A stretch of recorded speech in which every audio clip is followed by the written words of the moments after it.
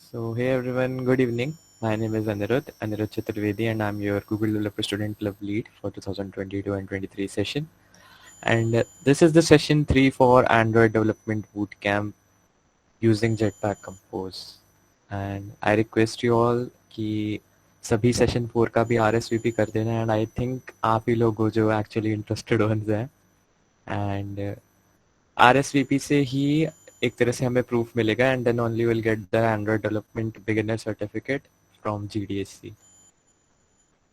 So I think we are good to go now. I'll be handing over the mic to our facilitator and Vice President of GDSC for today, Bhavya sir. Thank you, Anirudh. Welcome all to the third session of GDSC Compose Camp. So, I guess आप लोगों ने presentation देखी होंगी पहले दो session की, and live session recordings देखी होंगी और try किया होगा apps बनाने का. अगर किसी ने apps बनाया जो मैंने second session में आप लोगों को दिखाए थे, so उनको share कर सकते हैं हम learners group में, उनका screenshot डाल सकते हैं या फिर एप्लीकेशन शेयर कर सकते हैं, गिटहब रेपो शेयर कर सकते हैं जैसे कन्वीनियंट हो. एंड अगर कोई डाउट है तो भी आप लर्नर्स में पोस्ट कर सकते हैं. ऑल्सो हमने सेशन 2 में 2 एप्स मिस कर दिए थे due to some shortage of time. So हम उनको आज कवर कर लेंगे. हमने एक जो ऐप था जिसमें हमने 4 कॉलम्स जो हमने 4 सेक्शन में डिवाइड कर रखा था, एक वो मिस किया था, एंड एक हमने टास्क मैनेजर वाला ऐप मिस किया था. अगर वो किसी ने ट्राई करा हो एंड किसी से बन गया हो, सो उनको अगर स्क्रीन शेयर करनी है तो कर सकता है. एनीवन जिसने ट्राई किया हो?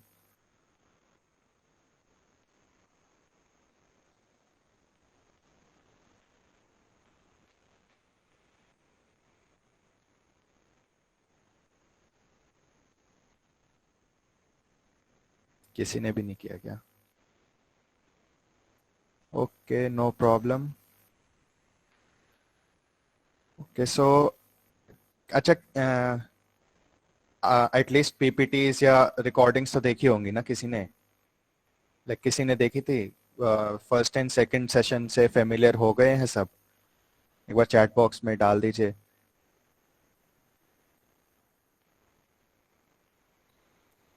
वैभव सोनी, यस.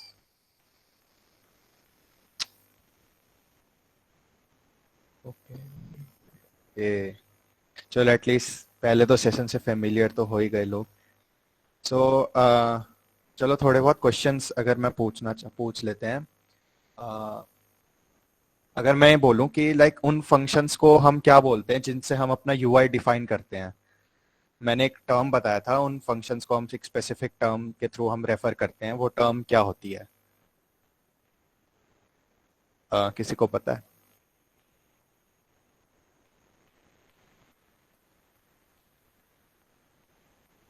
सेकेंड सेशन में ही बताया था ये टर्म काफी ज्यादा यूज किया था मैंने. Dash functions.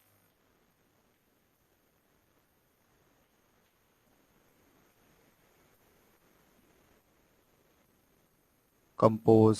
ओके. ये तो चलो nice try, but composable term था मेरा, कंपोजेबल फंक्शंस.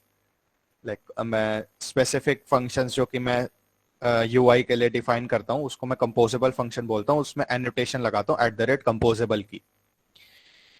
किसी को याद है कि मैंने कंपोजेबल फंक्शन के मैंने 3 कंडीशन बताई थी जो फुलफिल होनी चाहिए थी for the function to be a composable function. तीन कंडीशन में किसी को तीन कंडीशन तीनों याद हो, किसी को एक याद हो, दो याद हो, कुछ चैट बॉक्स में आप लिख सकते हैं अपने आंसर्स अगर पता हो तो.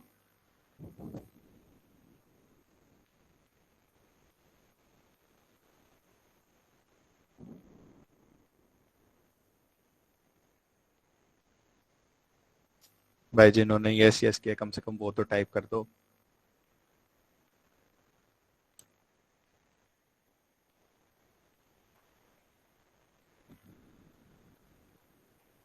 ओके हाँ, starting letter of the function. Yes, Harsh ने एक कंडीशन तो सही बताई है.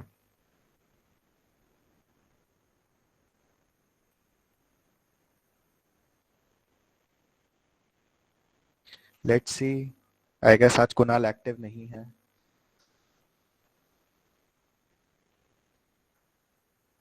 और और दो कंडीशन बताई थी मैंने. दो कंडीशन, एक तो मैं अभी बोल के चुका हूं पहले ही. एक तो मैंने अभी बोल दी थी, पिछला जो क्वेश्चन का आंसर दिया था उसमें.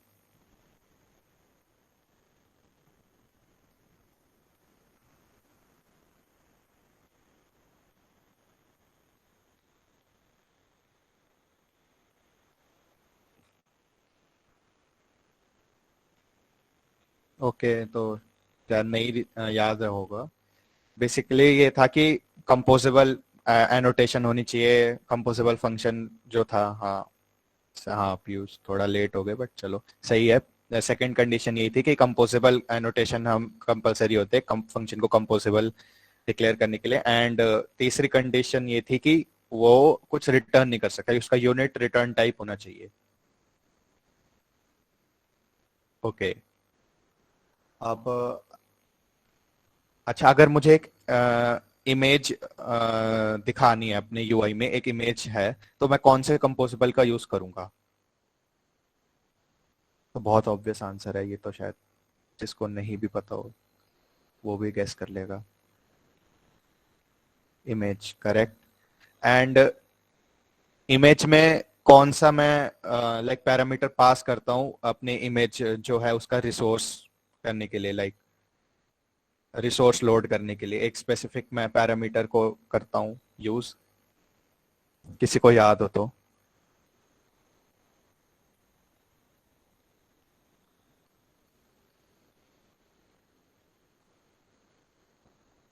इमेज कंपोजेबल के अंदर मैं दो चीजें पास करता हूँ. एक तो कंटेंट डिस्क्रिप्शन था और एक और उसके ऊपर मैं पास करता था ना, painter. Exactly. Yes. Nice Kunal, nice. Ayush. Painter, painter मैं आर्गुमेंट पास करता था. पेंटर रिसोर्स में मैं डालता था अपने रिसोर्स को इमेज के. एंड मैंने दो कंटेनर, बेसिकली मैंने तीन बताए थे कंटेनर्स, मतलब जो मैं कंपोजेबल जिसको हम यूज करते हैं डिफरेंट एलिमेंट्स सेट करने के लिए अपने यूआई में. तीन मैंने वो बताए थे. वो तीनों कौन से थे, याद है किसी को? तीन कंटेनर्स बताए थे.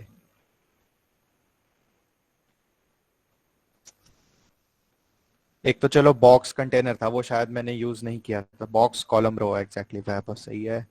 ओके रिया सही है. Nice nice. ठीक है. नाइस कुणाल. ठीक है तो याद है. चलो ओके. सो बस ठीक है इतना, मतलब लाइक ओके बेसिक्स तो सब याद ही हैं तो ओके.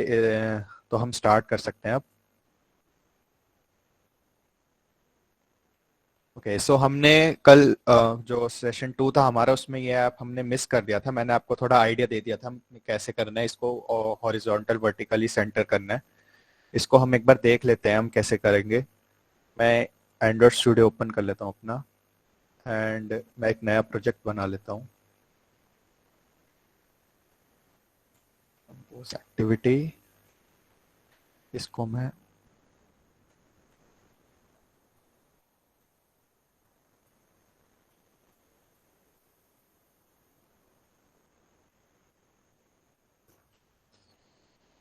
And finish.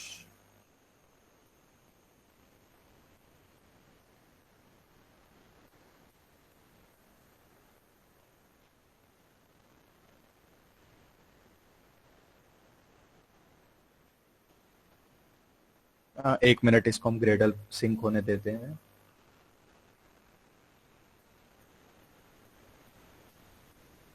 इतने मैं इसके रिसोर्सेज शेयर कर देता हूँ आप लोगों के पास।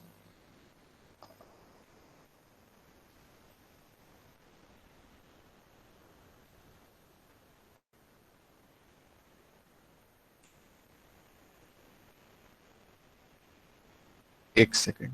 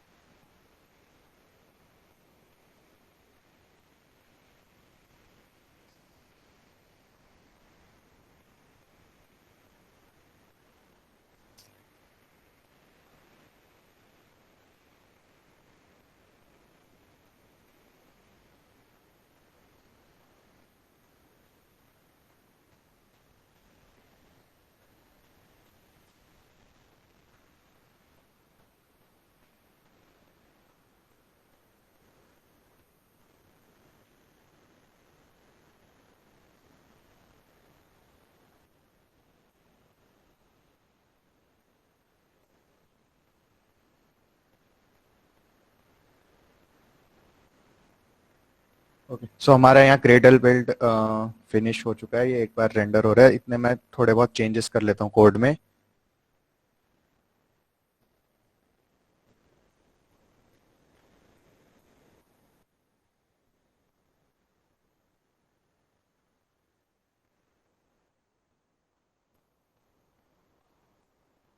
इधर मैं एक नया कंपोजिबल क्रिएट कर देता हूँ, कंपोजिबल, एंड इसका मैं नाम दे देता हूँ टास्क मैनेजर, एंड इसको यहाँ पे कॉल कर देता हूँ।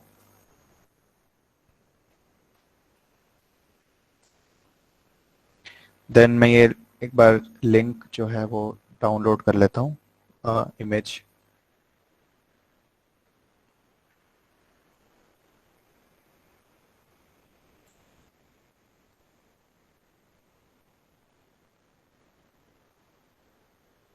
ओके, सो मेरे यहाँ पे इमेज डाउनलोड हो गई। इसको मैं अपने ड्रॉएबल फोल्डर में पेस्ट कर देता हूँ।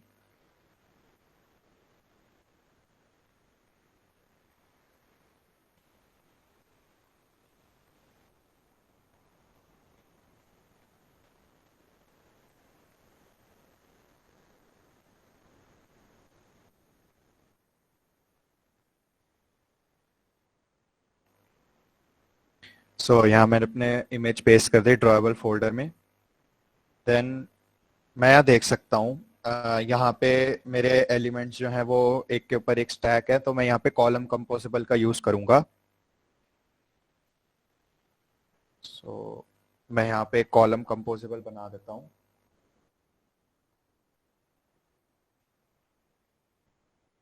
एंड सबसे पहले मेरी क्या आ रही है, इमेज आ रही है। सो मैं यहाँ पे एक इमेज कंपोजिबल क्रिएट कर देता हूँ, एंड मैं पेंटर यहाँ पे दे देता हूँ, painter resource R dot I D dot R dot drawable dot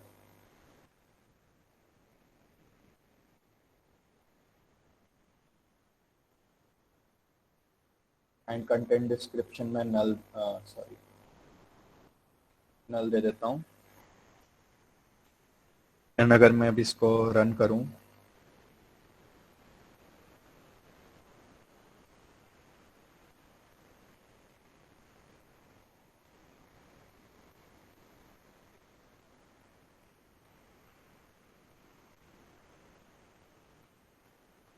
okay, सो मेरी इमेज प्रिंट होने लग गई है।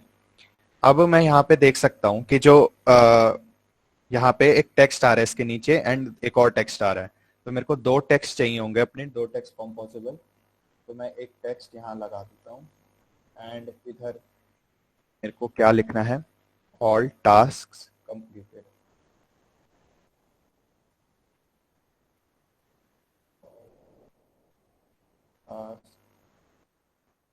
completed and इसके नीचे एक और टेक्स्ट मैं डालता हूँ, टेक्स्ट इक्वल टू, एंड यहाँ पे मैं को चाहिए नाइस वर्क. ओके, सो यहाँ पे मैं नाइस वर्क. अभी मैं इसको रिफ्रेश कर देता हूँ. सो ये आने लग गया ऐसे. अभी मैंने क्या नोटिस किया कि मेरे ना ये फुल स्क्रीन पे है ना. तो मेरे को इसमें फुल स्क्रीन पे एक्सटेंड करना पड़ेगा अपना ये जो पूरा लेआउट है. तो इन स्पेसिफिक एलिमेंट्स को करने की बजाय मैं क्या करता हूँ, जो हमारे ये सारे एलिमेंट्स जो हैं वो कॉलम में इनक्लोज्ड है ना, तो मैं अपने कॉलम को ही एक्सटेंड कर देता हूँ पूरी स्क्रीन पे. तो बेसिकली मैं क्या करता हूँ, मैं अपने कॉलम में जाता हूँ, इधर मैं इसका मॉडिफायर सेट कर देता हूँ, modifier dot fill max size. तो फिल मैक्स साइज क्या करेगा बेसिकली कि इसको ना जो हमारे कॉलम के बाउंड्स हैं उनको पूरी स्क्रीन पे पूरी स्क्रीन तक एक्सटेंड कर देगा. एंड अब मुझे अगर मैं देखूं कि मुझे इसको सेंटर में अलाइन चाहिए सारे एलिमेंट्स को, तो मैं इधर आऊंगा अपने उसमें एंड यहाँ यहाँ पे एक पास करूंगा horizontal alignment, alignment dot centre horizontally. तो बेसिकली क्या करेगा, मेरे सारे एलिमेंट्स को ना हॉरिजॉन्टली सेंटर कर देगा. अब मुझे वर्टिकली भी कराने हैं, फिर मैं क्या करूंगा, vertical arrangement, arrangement dot centre. तो वर्टिकल अरेंजमेंट मैं क्या कर देता हूँ कि अरेंजमेंट मेरी वर्टिकली कैसे रहेगी, वो भी सेंटर में ही रहेगी. अगर मैं अब इसको रन करूं,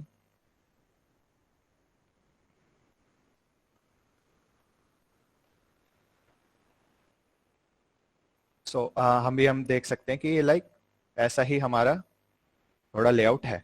बस इसमें अब थोड़ी पैडिंग्स वगैरह ऐड कर देते हैं. हम देख लेते हैं, centre align all the content vertically and horizontally हमने कर लिया, सही है ये. Then set the first text composable to a 24 SP font size. Okay, so हम इसका फॉन्ट साइज हमें चेंज करना है. तो font size equal to 24 SP and ये कह रहा है कि padding top 24 DP and padding bottom 8 DP. Okay, so modifier dot padding top equal to 24 DP and bottom equal to 8 DP. अभी ये एरर, इसको अच्छा इंपोर्ट कर लेते हैं हम, इंपोर्ट एंड इधर भी इंपोर्ट कर देते हैं. ओके, एंड नेक्स्ट ये क्या कह रहा है कि set the second text composable to 16 SP font size. Okay, so यहाँ पे मैं 16 SP फॉन्ट साइज देना मुझे. फॉन्ट साइज इक्वल टू, अगर मैं अभी इसको रन करूं,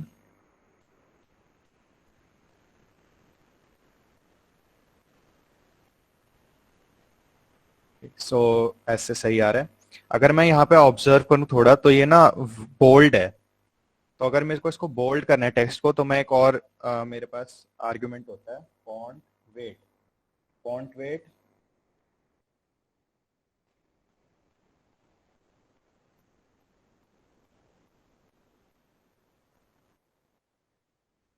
फॉन्ट वेट डॉट बोल्ड.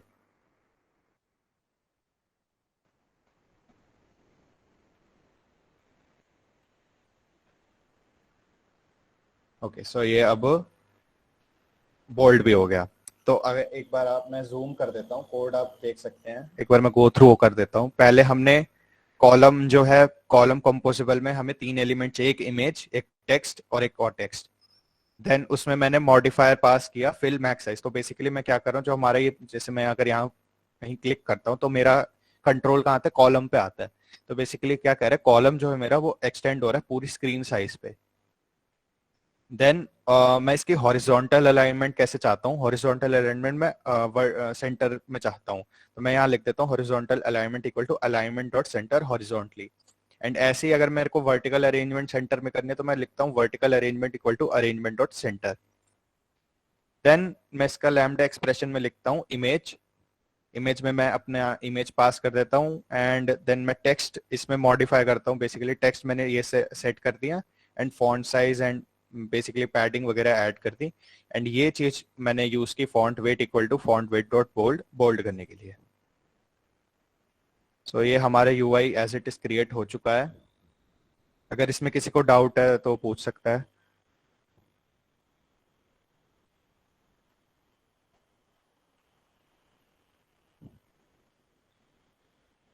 इसका कोड आप लोगों को प्रोवाइड कर दिया जाएगा। किसी को डाउट है तो कोई चैट बॉक्स में टाइप कर सकता है।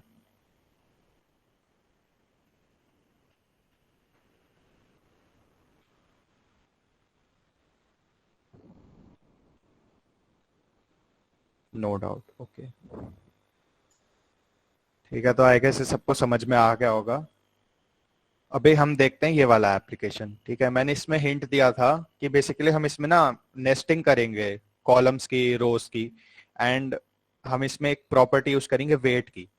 ठीक है, तो अगर इसमें से देख के किसी को कोई आइडिया लग रहा है लाइक हम कैसे करेंगे, लाइक कितने, मतलब मेरे को कॉलम में लाइक कैसे वर्क करना पड़ेगा। लाइक अगर मैं कह रहा हूँ कि पहले मेरे को इन दो रोज को कॉलम में करना है ना। पहले ये दो रोज हैं, इन दो रोज को मेरे को एक कॉलम में अरेंज करना है। देन इन मतलब बेसिकली कॉलम में फिर मैं दो रोज अरेंज करूंगा। अब इन दो रोज में अगर ये मेरी एक रो है तो मुझे दो कॉलम चाहिए, एक ये वाला कॉलम, एक ये वाला कॉलम। ऐसे ही अगली रो में मेरे को ये वाला कॉलम, ये वाला कॉलम चाहिए।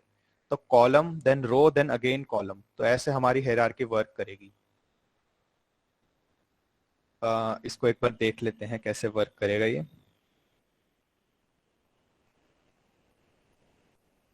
अगर मैं इसी में ही आऊं, मैं एक नया कॉम्पोसिबल बना लेता हूं। कॉम्पोसिबल, इसको मैं नाम दे देता हूँ ग्रेड ऐप। एंड फिर मैं इसको कॉल कर देता हूँ।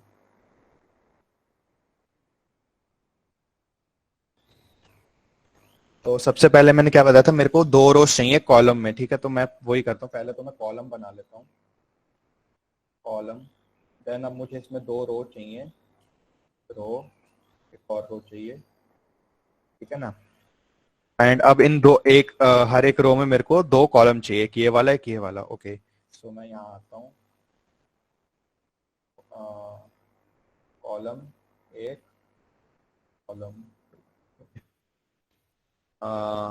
सो अभी हम इसमें अगर देखें तो मैं वेट वाली प्रॉपर्टी कैसे अप्लाई करूंगा। बेसिकली क्या कहना चाह रहा हूं मैं, अगर मैं अभी इसी को एज इट इज अगर मैं ऐसे लिख दूं, फॉर एग्जांपल अगर मैं इसको अभी कॉलम को इग्नोर करूं, अगर मैं यहाँ पे एक टेक्स्ट डाल दूं equal to like hello, and इसका मैं टेक्स्ट साइज कर दूं, text, sorry text, sorry font size 24.sp। And same अगर मैं इस रो में करूं, मैं लिख देता हूँ वर्ड। अगर मैं अभी अपना लाइक रिव्यू देखता हूँ इस ऐप का, तो ऐसे वर्क करेगा ये।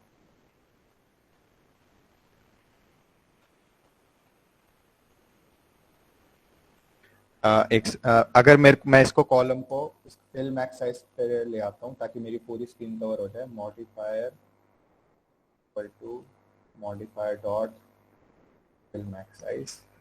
अभी एक बार देख लेते हैं।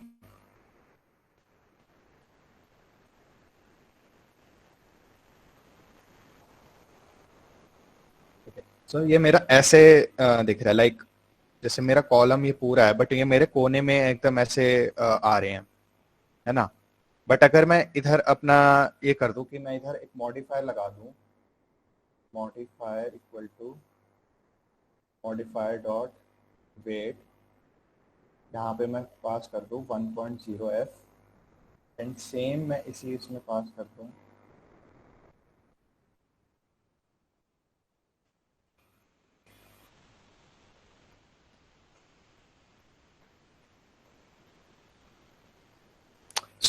अभी हम इसमें ऑब्जर्व कर सकते हैं कि लाइक जो मेरा ये रो है ये हाफ जगह घेर रही है पूरी। ये अगर मैं यहाँ क्लिक करूं तो इसी रो पे आ रहा है। एंड अगर मैं इस यहाँ क्लिक करूं तो ये इस वाली रो पे आ रहा है। तो बेसिकली क्या है कि सॉरी, ओके। सो बेसिकली क्या है कि मेरा जो वेट है ना, वेट प्रॉपर्टी जो मेरी है वो ये अलाउ करती है कि मतलब बेसिकली ये बता रही है कि मेरा जो पूरा एक्सटेंड है ना, मेरा जो भी स्क्रीन का जो भी जहां तक भी मेरा ये कंपोजेबल एक्सटेंड हो रहा है, इसके पेरेंट में इसका कितना वेट रहेगा। जैसे कॉलम जो है वो इन दो रोज का पेरेंट है ना। सो अभी अगर मैं इन दोनों का वेट बराबर करूं तो मैं इनसे बस ये बताना चाह रहा हूं कि जो मेरी ये दो रोज है ना, इन दोनों का इस कॉलम जहां तक ये एक्सटेंड हो रहा है उसमें सेम हिस्सा रहेगा। इस रो का भी सेम जगह घेरेगा, ये रो भी सेम जगह घेरेगा। जरूरी नहीं है मैं यहाँ 1 करूं, अगर मैं यहाँ 0.5 भी करता हूँ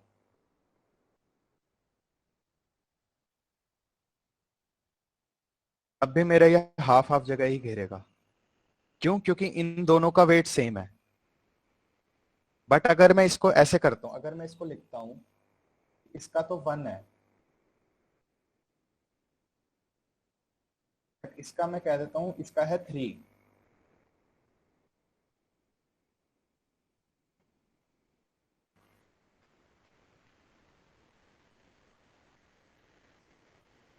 तब अब देख, तो इसलिए अब इसमें क्या हो रहा है कि इसका तो वेट 1 है बट इसका है 3, तो मतलब ये इससे ज्यादा जगह घेर रहा है। रो वाला ये जो रो है, इसका इसका वेट ज्यादा है इससे, तो ये देखो ये यहाँ ज्यादा जगह घेर रहा है इस as compare to this first का रो कंपोजिबल। सो इसलिए मैंने यहाँ पे दोनों को मैंने वेट बराबर दे दी ताकि ये हाफ हाफ जगह घेरे।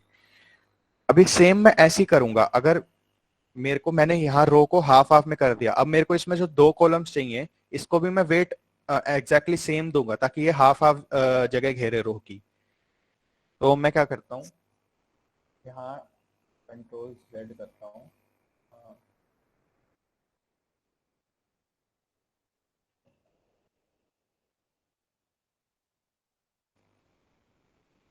यहाँ पे मैं कॉलम ले आता हूँ वापस से अपने कॉलम, एंड इधर मैं इसका मॉडिफायर लिख देता हूँ, modifier equal to modifier dot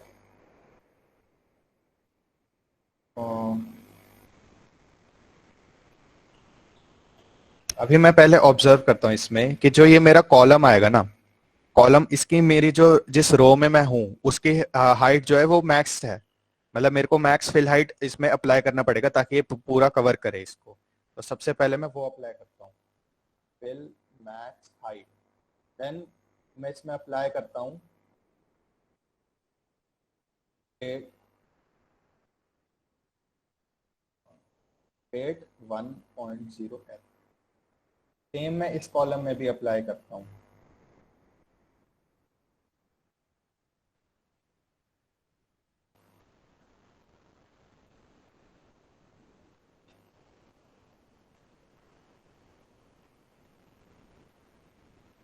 so अगर अभी हम देखें तो जैसे मेरी ये बाउंड्रीज अगर आपको विजिबल है थोड़ी सी बाउंड्रीज, तो ये मेरी पूरी एक्सटेंड हो रही है इसमें हाफ हाफ में, एंड पूरी एक्सटेंड हो रही है। ये पूरी एक्सटेंड इसलिए हो रही है क्योंकि मैंने फिल मैक्स हाइट किया हुआ है, एंड ये हाफ हाफ में इसलिए एक्सटेंड हो रही है क्योंकि मैंने इन दोनों का वेट सेम दे रखा है ना।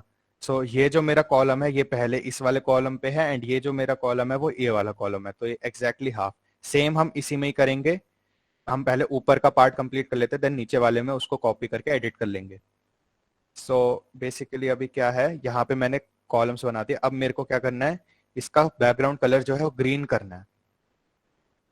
तो अगर मैं इसमें देखूं, कलर में यहाँ पे बैकग्राउंड में जाऊं एंड यहाँ पे पास करूं कलर डॉट ग्रीन।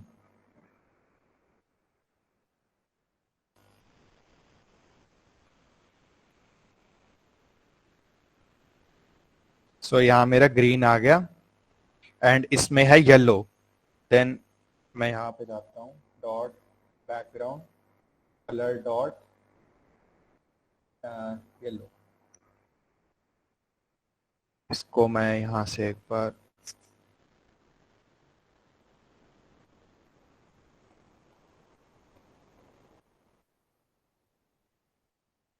देन यहाँ पे मेरे को दो टेक्स्ट डालने हैं।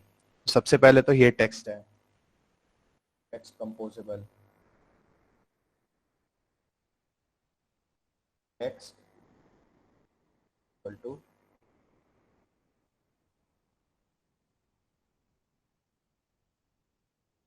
एंड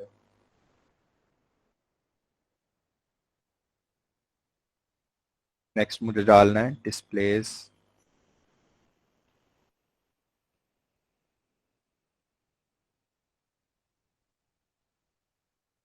अभी मैं इसको एक बार बिल्ड एंड रिफ्रेश कर लेता हूँ।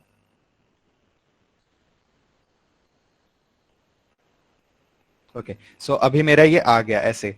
तो जैसे हमने इसमें ऊपर किया था कि लाइक मेरे को अगर सेंटर अलाइन एंड वो करना है बिल्कुल, तो मैं ये दोनों मेरे को कॉपी करके इसमें डालने पड़ेंगे। तो मैं इधर इसको यहाँ पे डाल लेता हूँ एक बार, यहाँ मैं कॉमा लगा के ये दोनों डाल लेता हूँ। ऐसे ही यहाँ पे मैं कॉमा लगा के ये डाल लूंगा। देन अगर मैं अभी करूँ तो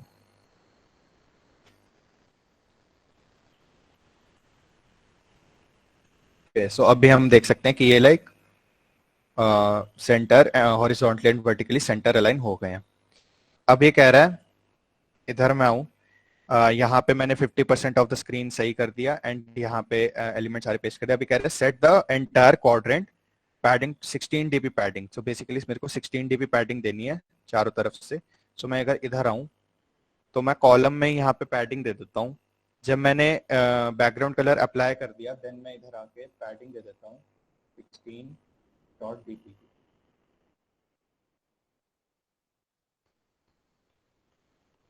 सॉरी, मेरे को ऊपर भी देनी थी।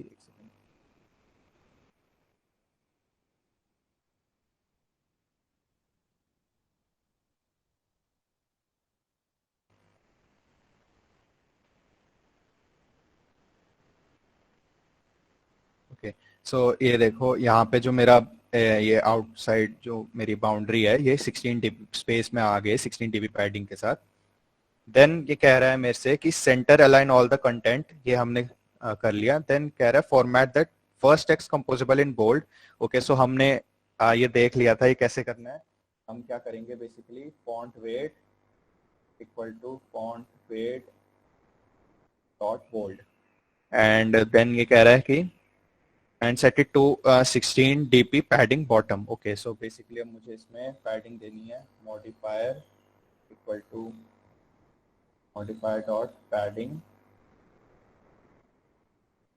Bottom equal to 16 dot. Then अभी मेरे से कह रहा है set the text composable to default font size.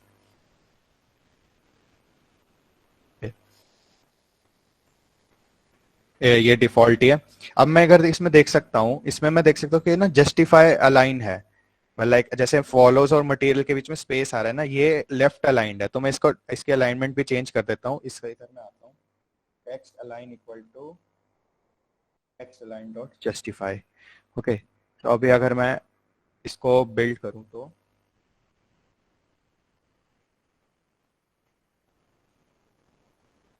Okay, so ये हमारा एग्जैक्टली इसके जैसा ही दिख रहा है, इस क्वाड्रेंट जैसा। ऐसे ही हम सिमिलरली सेम हमें कोड जो है वो कॉपी पेस्ट करके हर क्वाड्रेंट में अप्लाई करना है।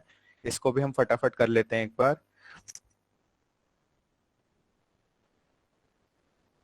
अगर मैं इधर आऊँ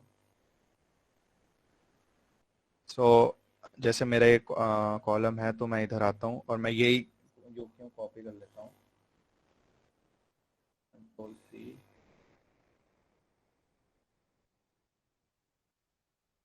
कंट्रोल वी एंड इधर मैं टेक्स्ट अपडेट कर देता हूँ।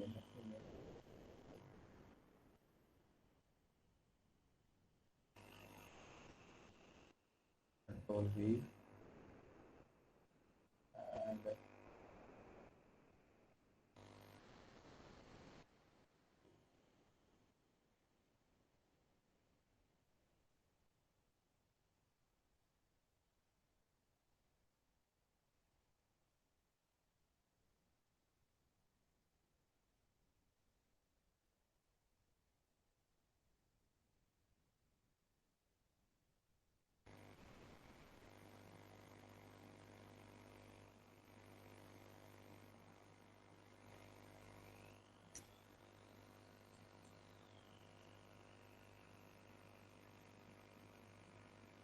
ओके, सो यहाँ पे दोनों लाइक पहले दो क्वाड्रेंट क्रिएट हो सकता है सेम। अब मेरे को यही करना है, लाइक इसका पूरे इस रो का मेरे को कोड कॉपी करके इधर यहाँ पेस्ट करके देन बस टेक्स्ट अपडेट करने हैं एंड कलर अपडेट करना है, तो सेम यही बन जाएगा। अ, इसको भी एक बार देख कर लेते हैं। यहाँ पे मैं कॉलम यूं क्यों तो कॉपी कर लूंगा एंड मैं पेस्ट कर दूंगा। देन मैं पहली कॉलम का कलर कर दूंगा क्या, एंड पहला इसको मैं करना है मुझे light grey and text update कर लेते हैं। तो कंपोजिबल को ये कह रहा है कॉलम।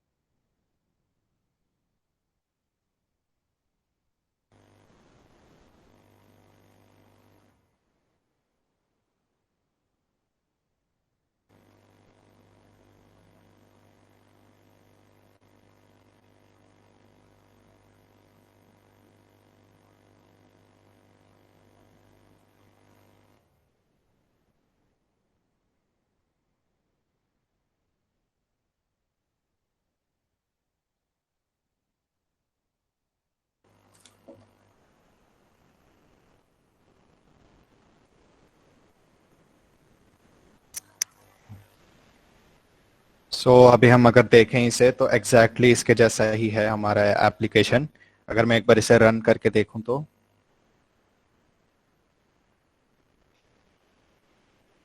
एक मिनट हम रन कर लेते हैं।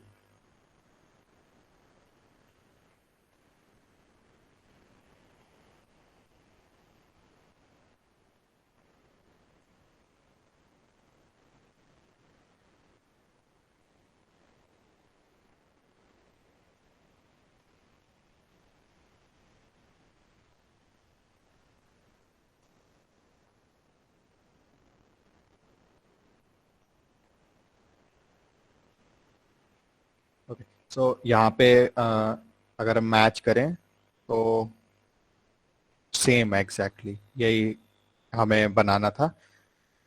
इसमें किसी को अगर कोई डाउट है तो चैट बॉक्स में लिख सकता है। कैसे हमने नेस्टेड कॉम्पोजिबल्स यूज किए, कॉलम के अंदर रो के अंदर कॉलम, वेट प्रॉपर्टी में अगर किसी को कोई डाउट है तो।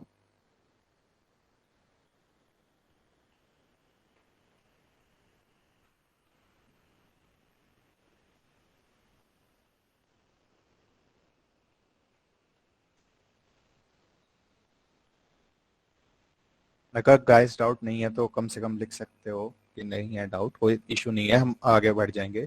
इसको डाउट है तो मतलब लिख दे प्लीज, ऐसी कोई बात नहीं है कि लाइक दिक्कत नहीं है। No doubt. ओके,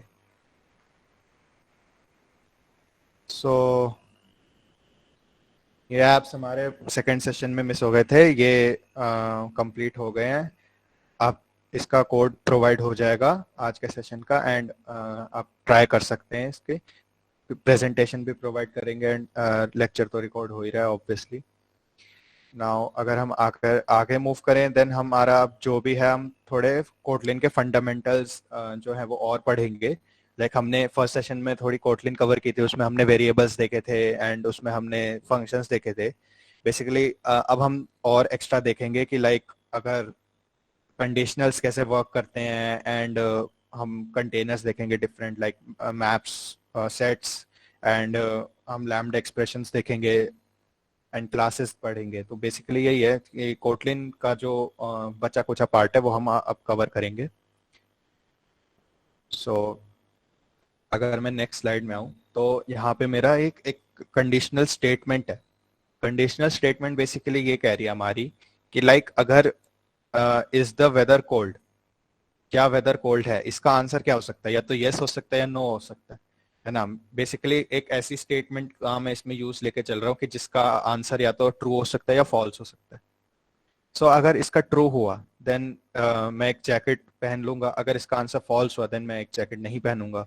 सो अगर मेरे को कुछ डिसाइड करना है किसी कंडीशनल के बेसिस पे कि अगर एक स्टेटमेंट ट्रू है या फॉल्स है, उसके बेसिस पे मुझे एक डिसीजन लेना है, तो मेरे वहां पे कंडीशनल एक्सप्रेशन का यूज आ जाएगा। For example if else statements. So आप सब में मतलब हर लैंग्वेज में होती हैं ये बेसिकली, और जो भी सी प्लस प्लस, पाइथन, जो भी हैं जावा वाले जितने भी इन लैंग्वेजेस से फेमिलियर है उन सबको पता होगा इफ एल्स क्या है। इफ स्टेटमेंट बेसिकली, अगर मैं इफ में कुछ कंडीशन कंडीशन बेसिकली है कि एक कंडीशनल स्टेटमेंट जिसका आंसर या तो ट्रू होगा या फॉल्स होगा, एक बूलियन स्टेटमेंट। तो अगर इफ में मैं पैरेंथेसिस में एक कंडीशन लिखता हूँ जिसका आंसर बूलियन में है, देन मैं जो कर्ली ब्रेसेस में कोड लिखूंगा, तो अगर मेरी कंडीशन ट्रू होगी देन वो कोड रन हो जाएगा, अदरवाइज वो नहीं होगा। बेसिकली ये है हमारा। अगर मैं इधर आऊं अपने कोटलिन प्लेग्राउंड में, देन अगर मैं यहाँ पे लिखूं इफ, अगर मैं एक वेरिएबल बना दूं पहले a इक्वल टू 5, देन अगर मैं यहाँ लिखूं if a equal equal 10, equal equal basically क्या है, ये हमारा असाइनमेंट ऑपरेटर था। तो अगर मेरे को चेक करना है इक्वालिटी के लिए तो मैं इक्वल इक्वल यूज करूंगा 10, देन प्रिंट हेलो। अगर मैं इसको भी रन करूं तो कुछ नहीं हुआ, बट अगर मैं इसको 10 कर दूं तो हेलो प्रिंट हो गया। तो बेसिकली क्या है, जो मेरा वेरिएबल है उसको मैं एक एक्सप्रेशन, मतलब वेरिएबल को मैं एक एक्सप्रेशन में यूज कर रहा हूँ, कंडीशनल स्टेटमेंट में यूज कर रहा हूँ कि क्या मेरे a की वैल्यू 10 के बराबर है। अगर मेरे a की वैल्यू 10 के बराबर है देन ये कोड चला दो, अदरवाइज कुछ नहीं होगा, नहीं चलेगा। ये फॉल्स हो जाएगी तो बस यही एंड हो जाएगा, आगे मूव ही नहीं करेगा। इफ एल्स स्टेटमेंट, अगर बेसिकली मैं ये कह रहा हूँ कि अगर इस जैसे ये है, अगर ये कंडीशन ट्रू है तो कुछ करो, अगर ट्रू नहीं है तो भी कुछ करो। इधर मैं क्या कर रहा हूँ, अगर ट्रू है तो कुछ करो, अगर नहीं है तो मैं वहीं पॉज हूँ, नहीं है तो ठीक है लीव इट। बट अगर मैं चाहता हूँ कि ये फॉल्स हो गई तब भी कुछ हो, तो मैं लिख देता हूँ प्रिंट एलन, यहाँ मैं एलन लगा देता हूँ, प्रिंट एलन नॉट इक्वल, और इधर लिख देता हूँ मैं equal। अगर मैं एक और वेरिएबल ले लूँ वैर p इक्वल टू 5, तो अगर मैं अब कहूँ कि अगर a इक्वल इक्वल b है तो प्रिंट कर दो इक्वल, अगर नहीं है वो else then not equal print कर दो। तो अगर मैं अभी यहाँ रन करूँ, इधर आ गया नॉट इक्वल, और अगर मैं इसको 10 कर दूं आ गया इक्वल। तो बेसिकली इस केस में हमेशा आउटपुट जो है वो प्रिंट हो रहा है, या तो ये कंडीशन ट्रू होगी या कंडीशन फॉल्स होगी, या तो इफ चलेगा या एल्स चलेगा, इन दोनों में से कोई ना कोई एक चलेगा ही चलेगा। अब मैं आता हूँ एल्स इफ कंडीशन पे। अगर मेरा इफ कंडीशन पे चल गया तो ठीक है, अगर इफ कंडीशन पे नहीं चला और मेरे को, अगर मैं एल्स पे आया बट मेरे को एक और कंडीशन चेक करानी है कि अगर पहली कंडीशन ट्रू है तो ये चला दो, अगर ये फॉल्स है देन मेरे को एक और कंडीशन चेक करनी है उसके बाद कि अगर वो भी ट्रू है तो ये चला दो, अगर वो भी फॉल्स है देन नेक्स्ट मूव कर जाओ। बेसिकली अगर मैं एक एग्जांपल दूं, अगर मैं इसमें कहूं कि इस द वेदर कोल्ड, अगर ये ट्रू है तो एक जैकेट वेयर कर लो, बट अगर कोल्ड नहीं है तो मैं एक चेक कर रहा हूँ कि क्या वेदर रेनी है, रेनी भी तो हो सकता है। तो अगर वेदर रेनी है तो एक रेन कोट पहन लो, अगर रेनी भी नहीं है तो कुछ मत पहनो। सो बेसिकली मैं ये कहना चाह रहा हूँ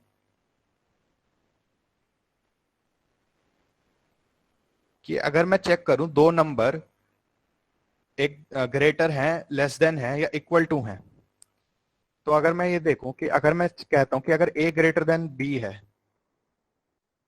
मैं लिख देता हूं ग्रेटर।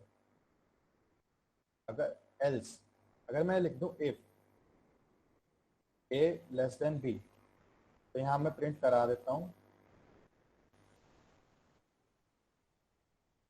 स्मॉलर। अगर इन दोनों में से कुछ भी नहीं है, ए ग्रेटर देन बी भी नहीं है, ए लेस देन बी भी नहीं है, तो ऑब्वियस सी बात है ए इक्वल टू बी होगा। Else print ln equal. तो अगर मैं भी रन करूं तो कंट्रोल का है इक्वल पे, मतलब बेसिकली क्या है कि ए ग्रेटर देन बी नहीं है, false. Else if A less than B false, तो कहां पहुंचा, एल्स में पहुंच गया। बट अगर मैं इसको 11 कर दूं तो क्या प्रिंट होएगा, स्मॉलर प्रिंट होगा, a smaller than B obviously. ये अगर इफ कंडीशन चेक हुई कि ए ग्रेटर देन बी है, नहीं है, तो चेक करो कि ए लेस देन बी है तो प्रिंट स्मॉलर। ये हमारी एल्स इफ कंडीशन थी। नाउ अगर if else as an expression, basically इसमें क्या है कि मैंने यहां पे कह दिया कि print ln greater, print ln smaller, print ln equal. Okay ठीक है, मैंने 3 प्रिंट एलन की स्टेटमेंट लिख दी कि ये प्रिंट कर दो, ये प्रिंट कर दो, ये प्रिंट कर दो। बट अगर मैं ये इस पूरे का रिजल्ट मैं स्टोर करना चाहता हूँ किसी एक स्ट्रिंग में, मैं फ्यूचर में उसको कभी यूज करूंगा, तो मेरे को ये पूरा वापस से क्या नाम वो करना पड़ेगा, लिखना पड़ेगा पूरा एक्सप्रेशन, और फिर मैं यूज करूंगा। या फिर मैं एक तरीका ये कर सकता हूँ कि एक अलग वेरिएबल बना लूं एंड इसमें भी लिख दूं रिजल्ट। इसको मैं दे देता हूँ स्ट्रिंग, क्योंकि अभी मैं इसको अभी वैल्यू नहीं दे रहा। ठीक है, मैं इसको स्ट्रिंग दे देता हूँ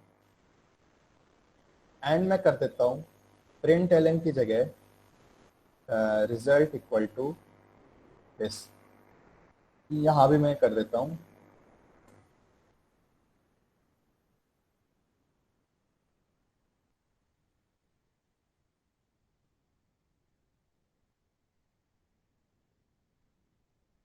और मैं यहाँ प्रिंट एलन रिजल्ट।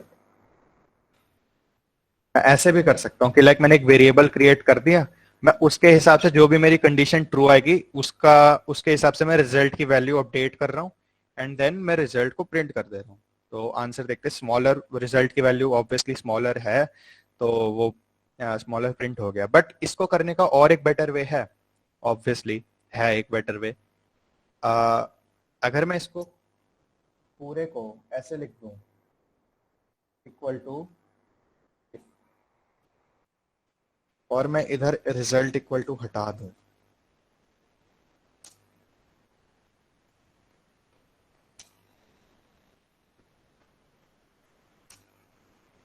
तो अब क्या होगा,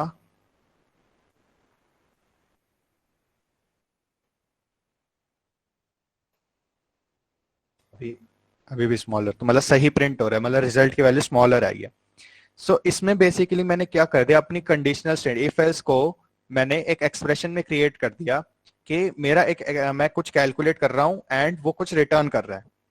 मैंने रिजल्ट को इफ स्टेटमेंट के अपने बराबर कर दिया। अब तो बेसिकली क्या हो रहा है कि अगर इफ कंट्रोल यहां पे आ रहा है तो मेरा result equal to this string हो रहा है ग्रेटर। अगर मेरा कंट्रोल इधर आ रहा है तो मेरा result equal to this string हो रहा है, एल्स में ये स्ट्रिंग हो रहा है। जैसे कि अगर हम इधर देखें, मैंने यहाँ कर दिया message equal to if condition text one else this print message. तो बेसिकली मैंने एक अपने इफ एल्स को एज एन एक्सप्रेशन कन्वर्ट कर दिया।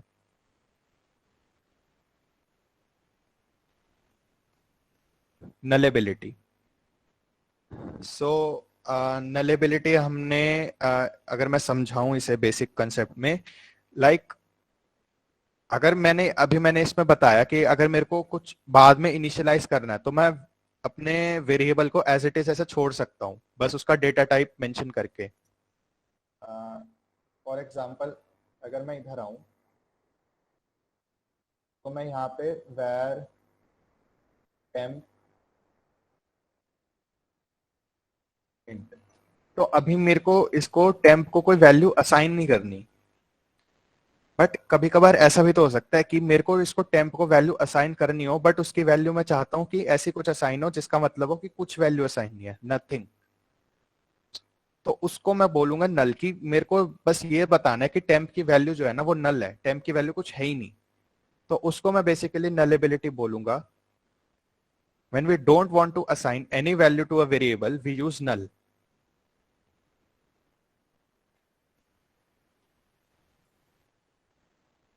अब मैं इसको ऐसे null कर देता हूं, तो अगर मैं इसको प्रिंट करूं,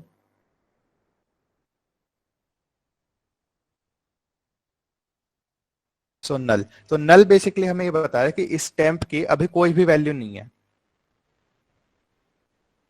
बट अगर मैं ऐसे करूं प्रिंट, अभी अगर मैं रन करूं, सो अभी ये मेरे को एरर दे देता है कि टेम्प मस्ट बी इनिशियलाइज्ड। तो नल कहां पे यूज हो रहा है? बेसिकली नल हमारा वहां पे यूज हो रहा है अगर मेरे को एक वेरिएबल को इनिशियलाइज करना है, बट बाद में करना है, बट मुझे उसकी वैल्यू भी एक्सेस करनी है इनिशियलाइज करने से पहले, कि मुझे चेक करना है कि उसको वैल्यू मिली या नहीं मिली, तो मैं नल का यूज कर सकता हूं। अब मैं क्या कह रहा हूं, non nullable and nullable variables. Basically क्या है, मैंने जैसे अभी इधर किया था, इसको इक्वल टू नल दे दिया, तो मैंने जैसे बताया था कि मैंने इसका अभी डेटा टाइप मेंशन नहीं किया, तो कोटलिन का कंपाइलर जो है वो इंटेलिजेंट इनफ कि वो अपने आप से इन्फर कर लेता है कि इसका डेटा टाइप क्या होगा। बट अगर मुझे इसका डेटा टाइप देना है, तो अभी मैं क्या दे सकता हूँ? फॉर एग्जाम्पल अगर मैंने इंट दे दिया, तो क्या ये वर्क करेगा? ये एरर है, null can not be a value of a non null type int. तो बेसिकली कहना चाह रहे कि जो हमारा डेटा टाइप है ना, ये नॉन नल है, मतलब ये नल वैल्यू होल्ड ही नहीं कर सकता। मेरे को, अगर मेरे को एक टेम्प वेरिएबल है, उसको मेरे को इंटीजर टाइप का बनाना है जो कि नल होल्ड कर सके, तो मैं क्या करूंगा, एक क्वेश्चन मार्क लगा दूंगा इसके आगे। सो हमारे जो ऑपरेटर है क्वेश्चन मार्क वाला, ये बेसिकली क्या कर रहा है, हमारे एक नॉन नल टाइप को नलेबल टाइप में कन्वर्ट कर रहा है। सो nullable types are variables that can hold null. Non-null types are variables that cannot hold null. अगर मैं यहाँ पे देखूं, मेरा एक वेरिएबल है जिसको मैंने इनिशियलाइज कर रखा है, बट अगर मैं इसको आगे जाके नल वैल्यू दे देता हूं, तो ये एरर थ्रो कर देता है। क्यों? क्योंकि मैंने यहाँ पे जो डेटा टाइप अपना दिया हुआ है वो एक नॉन नल टाइप का है। जैसे अभी मैंने इधर देखा था, अगर मैं सिंपल ऐसे इंट लगाऊंगा तो ये एरर्स थ्रो कर देगा।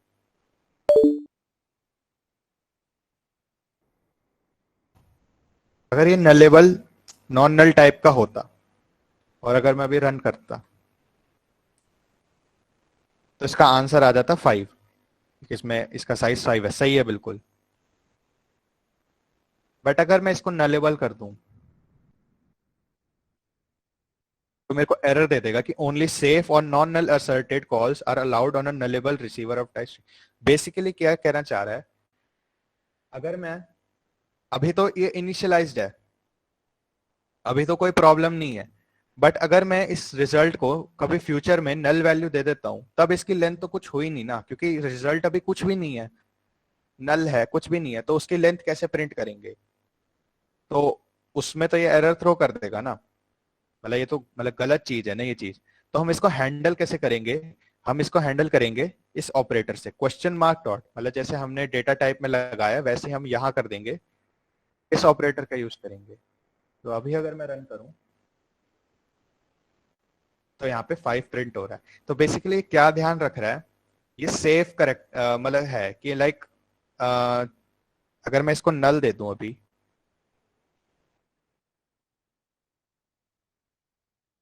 तो ये नल प्रिंट कर रहा है। तो बेसिकली ये एरर नहीं आने देगा, ये जो हमारा ऑपरेटर है, कि अगर हमारा जो वेरिएबल है वो नल है, देन ये एरर नहीं आने देगा कि ऐसा नल है। मतलब अगर मैं उसका लेंथ कॉल कर रहा हूँ, तो ये दे देगा कि अच्छा नल है, क्योंकि हमारा जो रिजल्ट है वो नल है, तो इसकी लेंथ भी कुछ नहीं होगी।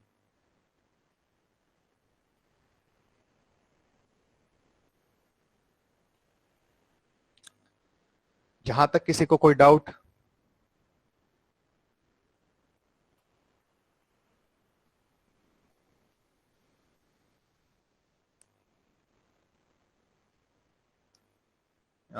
वैभव, वैभव कहाँ तक की समरी लाइक चाहिए आपको?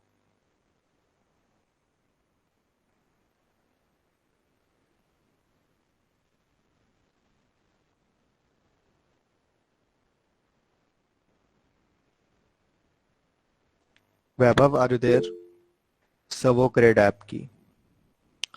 ओके वैभव, एक्चुअली लेक्चर जो है वो रिकॉर्ड होके आपको प्रोवाइड कर दिया जाएगा एंड उसका कोड, सोर्स कोड भी आपको शेयर कर दिया जाएगा। सो आप खुद एक बार ट्राई करके देखना, अगर फिर भी कोई डाउट आता है तो आप लर्नर्स ग्रुप में पोस्ट कर सकते हैं। अभी जो हम कोटलिन का कोड्स देख रहे थे उसमें किसी को कोई डाउट है, किसी को कुछ समझ नहीं आया तो एक बार चैट बॉक्स में लिख दीजिए।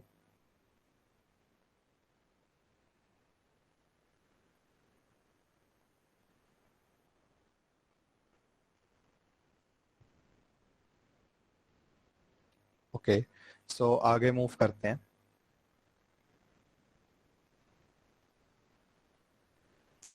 क्लासेस। सो हमने जब मैंने अपना एंड्रॉइड स्टूडियो में अपने ओपन किया था तब हमने इधर देखा था कि यहाँ पे लिखा हुआ है class main activity. So class क्या है? तो classes basically object oriented programming का एक पार्ट होती है। तो बेसिकली अगर मैं एक बहुत इजी सी डेफिनेशन दूं तो क्लासेस क्या है, यूजर डिफाइंड डेटा टाइप्स में आती हैं।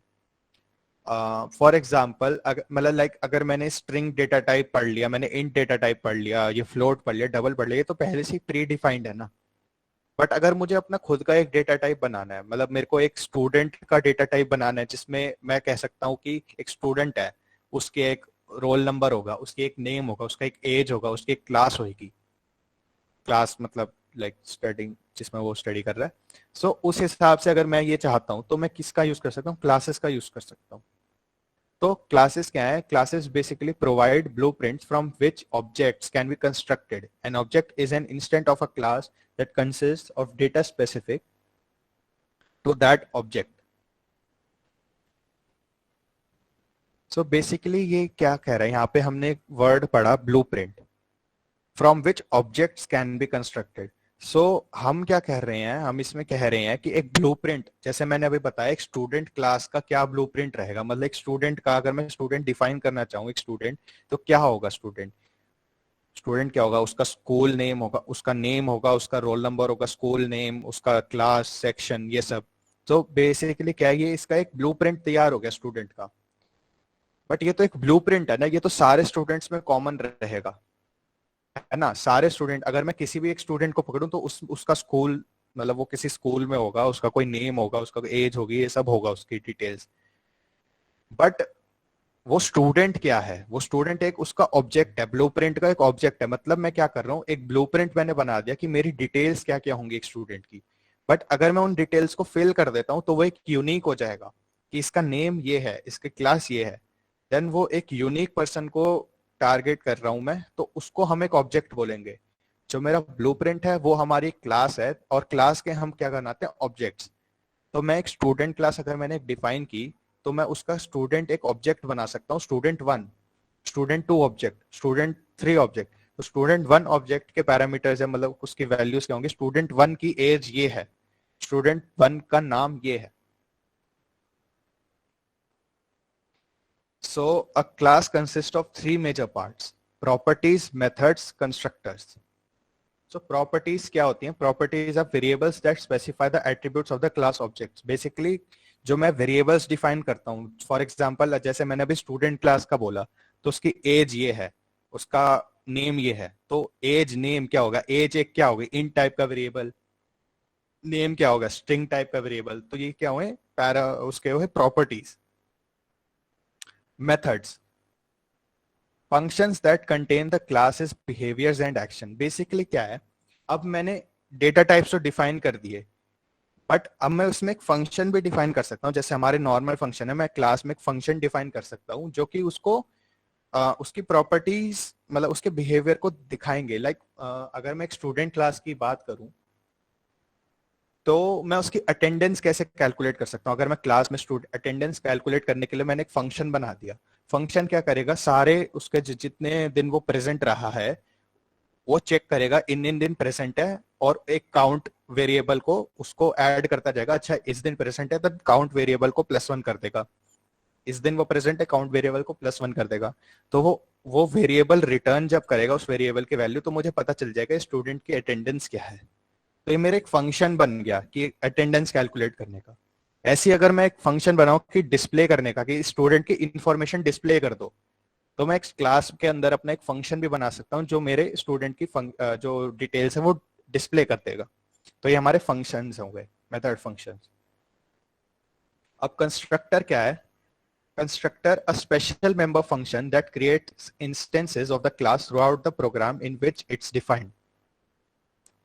इसका सिंपल सा बेसिक ये मतलब है कि कंस्ट्रक्टर क्या होते हैं ना, कंस्ट्रक्टर अगर मैं क्लास में डिफाइन कर रहा हूं तो वो मैंडेटरी, मतलब लाइक जब भी मैं उसका ऑब्जेक्ट बना रहा हूं ना, तो उसके साथ ही वो जो कंस्ट्रक्टर्स हैं वो क्रिएट हो जाते हैं, एंड मुझे उनको प्रोवाइड करना पड़ता है क्लास के ऑब्जेक्ट के क्रिएशन के टाइम। फॉर एग्जाम्पल अगर मैं स्टूडेंट क्लास की बात करूं, स्टूडेंट में नेम, तो मेरे को नेम तो चाहिए ही चाहिए ना। जब मैं स्टूडेंट की ऑब्जेक्ट एक क्रिएट कर रहा हूँ तो मुझको उसका नेम तो ऑब्वियसली उसका होगा ही होगा, नेम होगा, एज होगा। तो अगर मैं नेम और एज को एक कंस्ट्रक्टर में डाल दूं तो मैं क्या एक्सपेक्ट कर रहा हूँ कि जब मैं एक स्टूडेंट ऑब्जेक्ट बनाऊंगा तो मेरे को उसका नेम एंड एज उसको देना ही पड़ेगा। तो वो हमारे कंस्ट्रक्टर होंगे।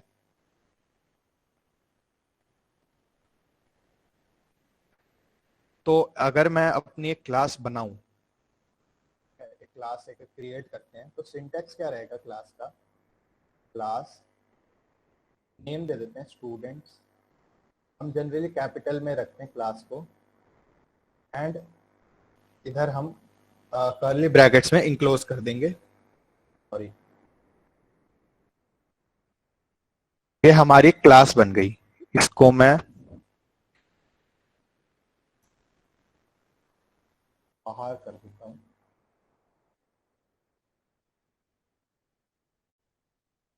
एंड अगर मुझे इस क्लास का ऑब्जेक्ट बनाना है तो मैं क्या करूंगा, एक वैर लूंगा, student one equal to student,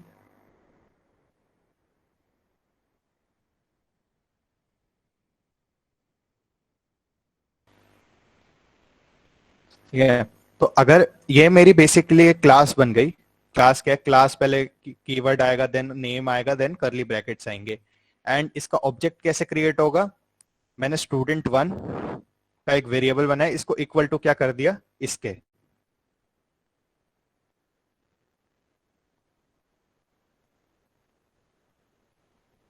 तो ऐसे मेरा ये ऑब्जेक्ट क्रिएट हो गया कि लाइक मैं ऐसे इसको, मेरे सिंटैक्स है ऑब्जेक्ट क्रिएट करने का कि पहले मैं क्लास का नेम लिखूंगा, देन मैं कर्ली ब्रैकेट्स, कर्ली कर रहा हूँ, पैरेंथेसिस लगा दूंगा ताकि एक ऑब्जेक्ट बन जाए। मतलब स्टूडेंट वन अब क्या हो गया, इस क्लास का ऑब्जेक्ट हो गया। अब मैं मेथड्स पे आता हूँ। मेथड से पहले हम प्रॉपर्टीज देख लेते हैं। प्रॉपर्टीज फॉर एग्जांपल अगर मैं कोई वेरिएबल्स क्रिएट कर रहा हूँ, फॉर एग्जांपल यहाँ पे मैं एक क्रिएट कर लेता हूँ name, sorry, var name string.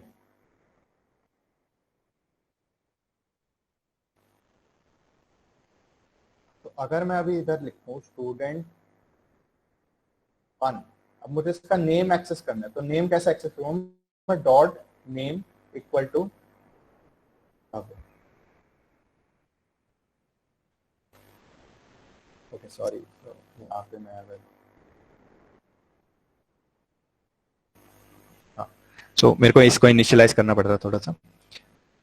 सो मैंने क्या किया यहाँ पे, मैंने इसको, इस नेम को, प्रॉपर्टी को एक्सेस करने के लिए क्या किया, मैंने अपने स्टूडेंट वन वेरिएबल जो है डॉट नेम, अगर मैं ऐसे एक बना दूं, var age int equal to 20, then अगर मैं इसको प्रिंट करूं, print ln student one dot age, अभी अगर ये रन करूं मैं तो यहाँ पे 20 प्रिंट होगा। तो मतलब मेरे को स्टूडेंट वन की अगर एज एक्सेस करनी है तो मैंने डॉट एज मेरे को लगाना पड़ेगा एक्सेस करने के लिए। ये बेसिकली प्रॉपर्टीज है या वेरिएबल्स जो हम एक क्लास के अंदर हम डिफाइन कर रहे हैं। देन अगर मैं मेथड्स पे आऊं, अब मेथड सिंपल, वही क्लास के अंदर मैंने एक फंक्शन क्रिएट कर दिया तो इस क्लास का एक मेथड फंक्शन हो गया। तो अगर मैं यहाँ पे एक फंक्शन क्रिएट कर दूं, फंक्शन प्रिंट एज, और अगर मैं इधर लिख दूं प्रिंट एलन एज, और मेरे को इसको कॉल करने की जरूरत नहीं है, मैं सीधा क्या करूंगा, student one dot print age. अगर मैं अब इसको रन करूं तो मैंने क्या किया कि स्टूडेंट वन जो हमारा वेरिएबल है उसका मैंने ये मेथड फंक्शन कॉल कर दिया, मतलब स्टूडेंट वन की एज प्रिंट कर दो, तो ये वाला फंक्शन कॉल हो गया। सिंपल है, जैसे हमने वेरिएबल एक्सेस किए थे डॉट ऑपरेटर से, वैसे हम फंक्शन भी एक्सेस कर सकते हैं। प्रॉपर्टीज हो गई, कंस्ट्रक्टर, सब कंस्ट्रक्टर पे आते हैं। सो कंस्ट्रक्टर में हमने क्या लिखा है, the code inside the constructor executes when the object of the class is instantiated. You can define a constructor with और विदाउट पैरामीटर्स। सो बेसिकली क्या कहना चाह रहा है, जब भी मैं अपना एक ऑब्जेक्ट क्रिएट करता हूँ ना, इधर यहाँ पे मैंने एक ऑब्जेक्ट क्रिएट किया, तो हमारा कंस्ट्रक्टर जो है उसका अंदर का कोड एग्जीक्यूट हो जाता है। फॉर एग्जाम्पल, अगर कंस्ट्रक्टर के लिए मुझे क्या करना पड़ता है, पहले मैं स्टूडेंट के आगे ऐसे पैरेंथेसिस लगा के यहाँ पे कर देता हूँ। तो मैंने यहाँ पे फॉर एग्जाम्पल यहाँ ले लिया,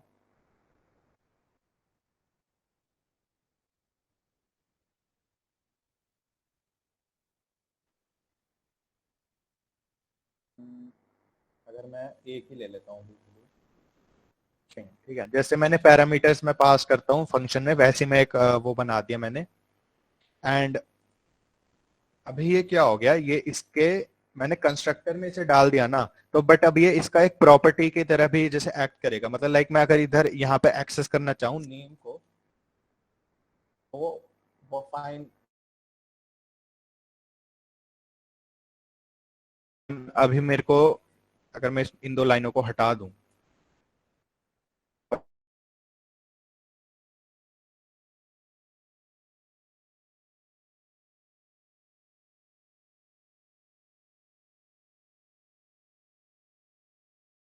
ये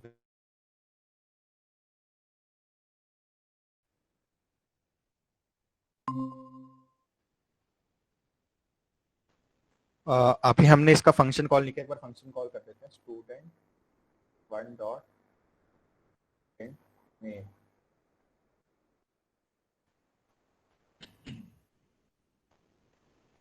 तो ये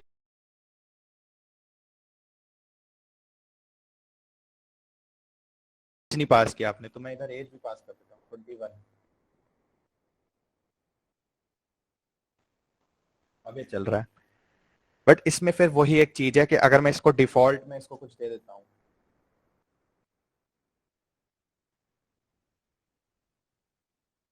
और अब मैं नहीं पास करता कुछ,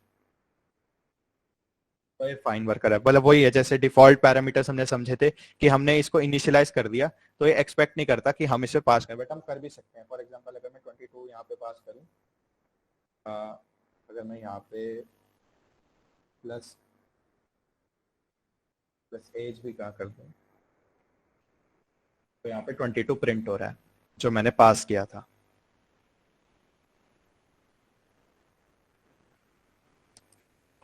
ओके, यहाँ तक किसी को कोई डाउट, क्लासेस में किसी को कोई डाउट?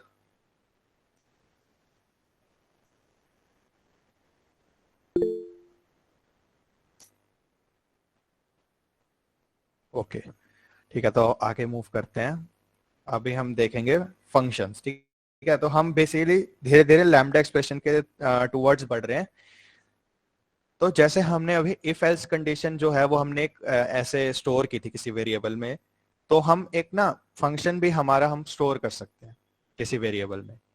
फॉर एग्जाम्पल, अगर ये मेरा फंक्शन है, फंक्शन ट्रिक क्या कर रहा है, प्रिंट एलन नो ट्रीट, ऐसे अगर मेरा मैं सिंपल सा फंक्शन बना दिया, तो अब मैं मेन में जाके इसको ऐसे एक वेरिएबल बनाया मैंने ट्रिक फंक्शन, इसको मेरे को असाइन करना है ये फंक्शन। तो मैं क्या करूंगा, यहाँ पे मैंने ऐसे ट्रिक लिख तो दिया, बट मेरे को इस ऑपरेटर का भी यूज करना पड़ेगा। अगर मैं यहाँ पे एक फंक्शन बनाऊं, फन प्रिंट,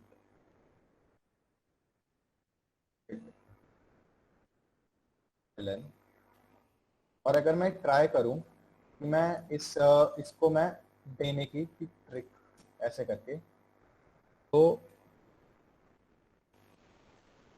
ये एरर थ्रो करेगा, फंक्शन इन्वोकेशन ट्रिक एक्सपेक्टेड।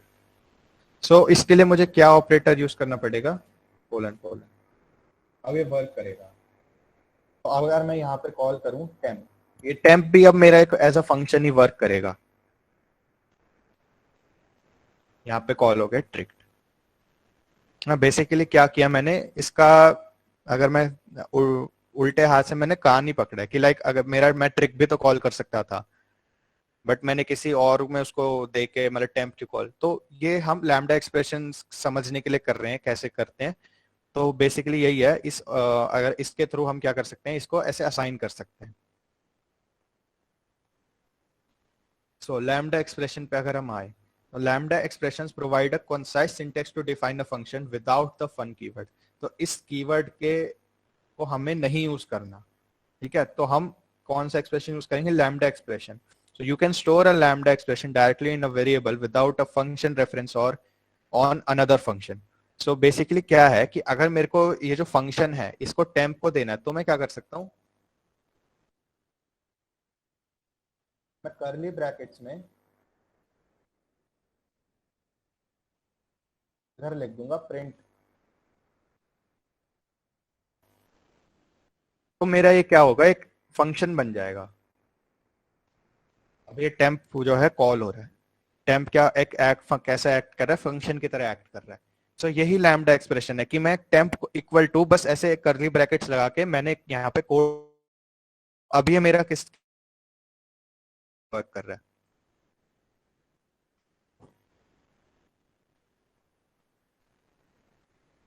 अब अगर मैंने इसको वेरिएबल की तरह ऐसे यूज किया कि मतलब मैंने एक वेरिएबल में ऐसा फंक्शन स्टोर कर दिया लैम्डा एक्सप्रेशन के थ्रू, तो जहां मेरा वेरिएबल आया वहां एक डेटा टाइप भी आएगा ना। बेसिक ये तो चीज है कि मतलब लाइक अगर मैंने एक वेरिएबल में स्ट्रिंग स्टोर की तो उसका स्ट्रिंग डेटा टाइप होगा, इंट स्टोर किया तो इंट डेटा टाइप होगा। तो ऐसे ही इस फंक्शन का भी कुछ डेटा टाइप होगा। वो क्या होगा, वो ऐसे होगा, मैंने कोलन लगाया सबसे पहले, ऐसे ही करते हैं, एक ये लगाया, फिर एक एरो लगाया, देन मैंने यहाँ लिख दिया यूनिट। अगर मैं अभी इसको रन करूं तो ये वर्क कर रहा है फाइन। और अगर मैं यहाँ लिख दूं स्ट्रिंग, तो ये एरर दे रहा है, ठीक है। सो मैं वापस यूनिट लिखता हूँ। तो इससे मैं क्या समझ रहा हूँ, बेसिकली मैंने यहाँ पे क्या किया है, यहाँ पे किया है मैंने बस एक सिंपल एक फंक्शन, जो मैंने इसको देखेंगे हम, इसको इस पे हम फोकस करेंगे। ये क्या है, ये एक सिंपल फंक्शन है। तो इसमें कोई पैरामीटर्स नहीं है, कहीं हम देख नहीं रहे कोई पैरामीटर्स हैं कोई पास हुए हैं, और ना हम कोई देख रहे कि कुछ रिटर्न टाइप है। तो हम इसको इस तरह से, हम जो मैंने अभी एक लाइन बोली कि इसके कोई पैरामीटर्स नहीं है और इसका कोई रिटर्न टाइप नहीं है, तो इस लाइन को हम एक एक्सप्रेशन के फॉर्म में कैसे लिखेंगे।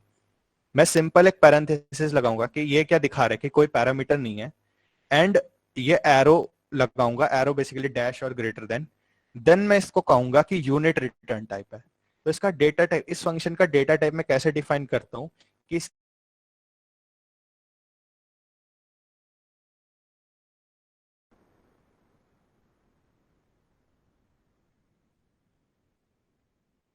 यहाँ पे मैं कॉल करता हूँ।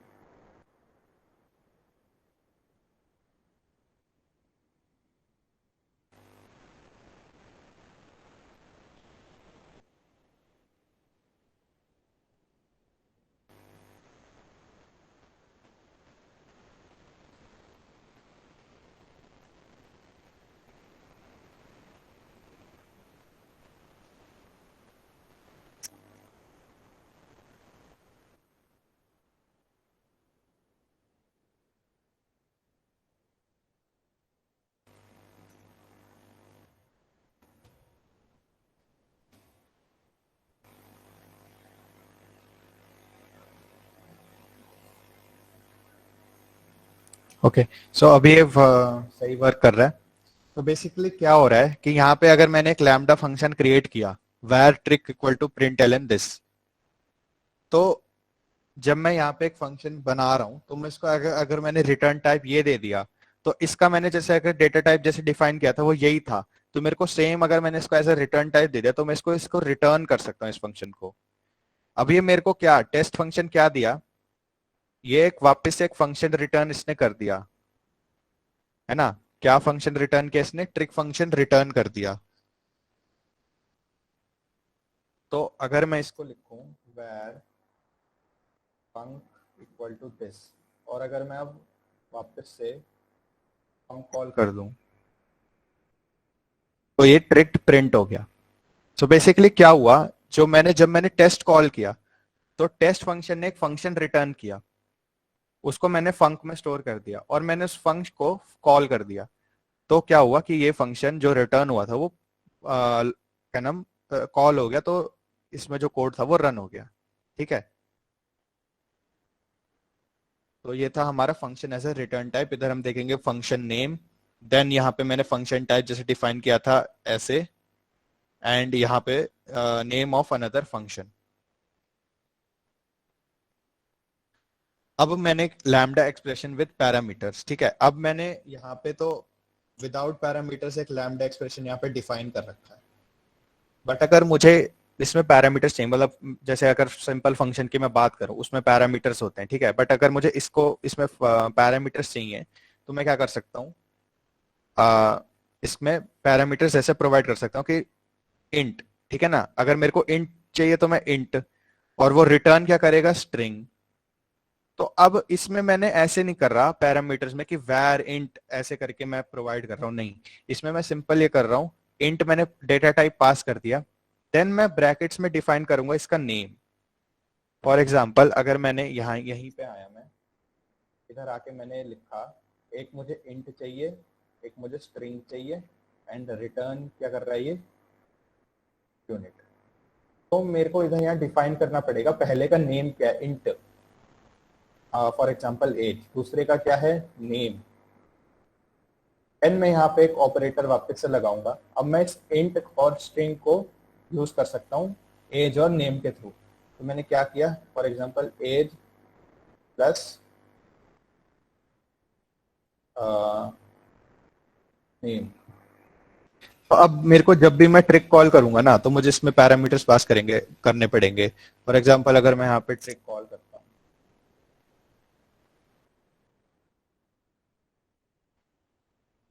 तो यहाँ पे एरर दे देगा, no value pass for parameter P1 P2।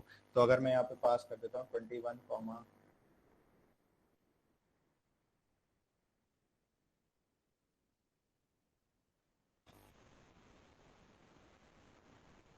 Okay क्या आ रहा है, inferred type int string unit but unit was expected, sorry ये यहाँ पे मुझे एक डिलीट,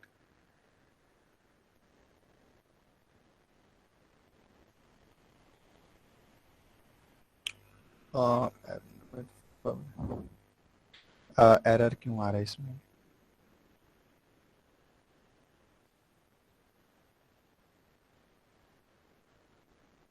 यूनिट ट्रिक मैंने कॉल किया, then name, name of the following function can be called with the arguments applied.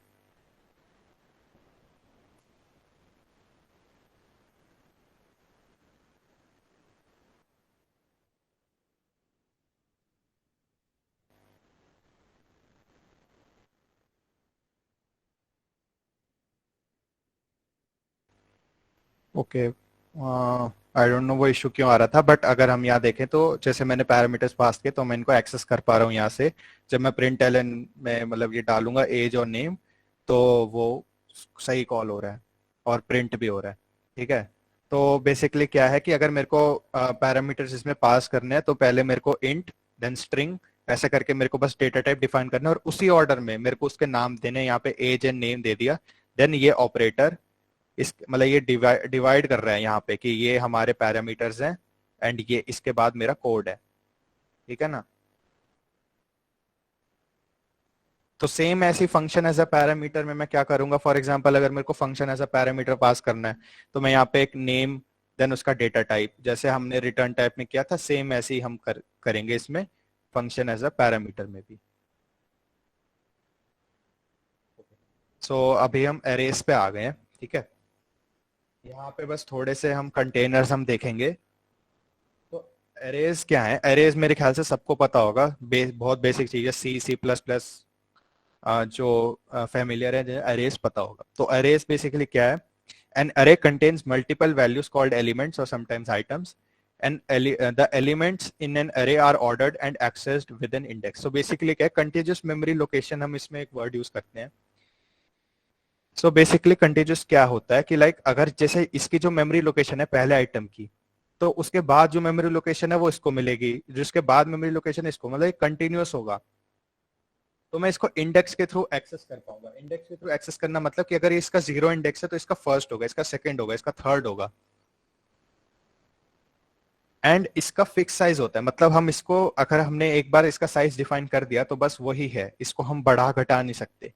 But इसके हम जो एलिमेंट्स है उनको अपडेट कर सकते हैं। फॉर एग्जांपल 5 पे मैं 1 रख सकता हूँ, बट इसका साइज मैं नहीं बढ़ा सकता या घटा सकता। तो इसको हम डिफाइन कैसे करते हैं? वो सेम, पहले मैंने वेर या वैल कीवर्ड यूज किया, देन मैंने उसका नाम लिखा अपने एरे का, देन मैं कॉल करता हूँ एरे ऑफ। अब मैं इसमें डेटा टाइप डालता हूँ। डेटा टाइप किसका किसका एरे बनाना है मुझे? क्या मुझे इंट का एरे बनाऊंगा तो क्या क्या एलिमेंट्स मेरे सारे क्या होंगे? इंट्स के होंगे। अगर मैं स्ट्रिंग का बनाऊंगा तो मेरे सारे एलिमेंट स्ट्रिंग के होंगे। अगर मैं इसको कॉपी करूं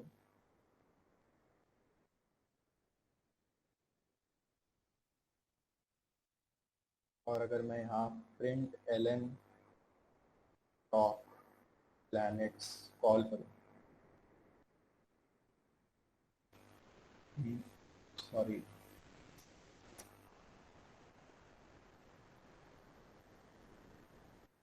ऐसे कॉल करूं, तो यहाँ पे क्या हो रहा है? मैं एक्सेस कर पा रहा हूँ इसे इंडेक्स के थ्रू, जैसे 0 और 2। तो बेसिकली क्या है? 2 मेरा क्या है? 0 इंडेक्सिंग पे हम वर्क करते हैं, 0 1 2, तो अर्थ प्रिंट हो रहा है। 0 1 2 पे क्या है? 2 पे क्या अर्थ है, ऐसे 0 पे क्या मरकरी है। तो अगर मैं इसको ऐसे एक्सेस कर सकता हूँ, बस ऐसे ब्रैकेट्स ऐसे लगा के, स्क्वायर ब्रैकेट्स, एंड उसमें इंडेक्स मेंशन करके मैं इसको एक्सेस कर सकता हूँ। अब मेरे को इसको एडिट करना है तो मैं क्या कर सकता हूँ? टॉप प्लैनेट्स, फॉर एग्जाम्पल मुझे 1 को करना है जुपिटर, फॉर एग्जाम्पल अगर मुझे इसको ये करना है, और अगर मैं अब इसको प्रिंट करूं, print Elon top planets 1,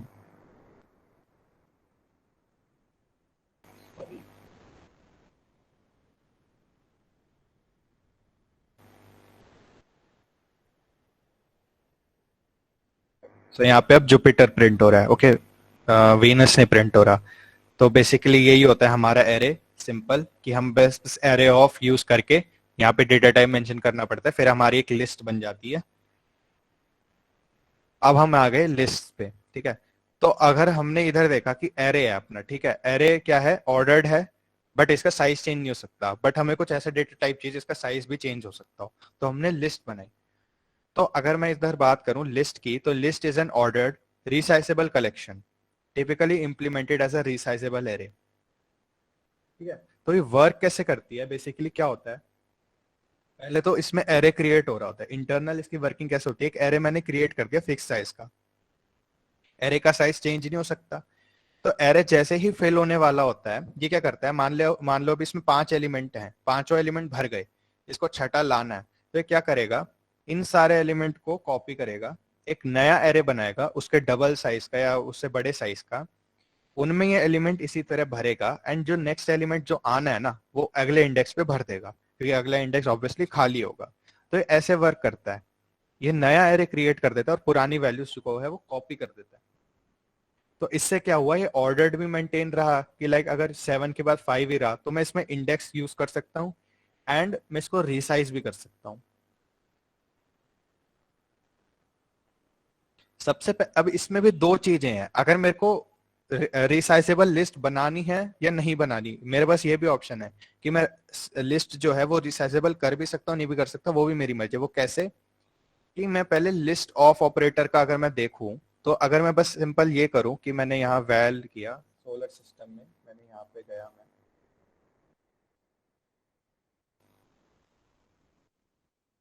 and मैंने यहाँ पे ये कोड यूज किया,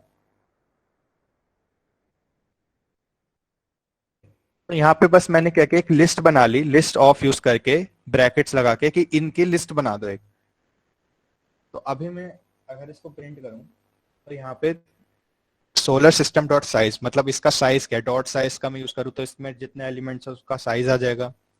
देन अगर मुझे इंडेक्स वाइज एक्सेस करना है तो मैं गेट का यूज कर सकता हूँ कि डॉट गेट, मतलब कि इस इंडेक्स पे जो भी वैल्यू है वो फेच कर लो। अगर मुझे किसी की का इंडेक्स निकालना है, फॉर एग्जांपल अर्थ का इंडेक्स निकालना है ऐसे, तो मैं solar system dot index of use कर सकता हूँ। अगर अब मुझे इसको एडिट करना है, मतलब लाइक अब मेरे को इसको रिसाइजेबल करना है, तो मैं क्या कर सकता हूँ, इसको म्यूटेबल लिस्ट कर सकता हूँ कि ये म्यूटेबल है। तो अगर मैं अब इसको रन करूँ तो चल तो सही रहा, बट अब मैं इसमें ऐड भी कर सकता हूँ। कैसे? Solar system dot add for example Pluto. तो अभी मैं इसको अगर रन करूँ तो ये रन हो गया। तो अब मैं इसका साइज प्रिंट करता हूँ।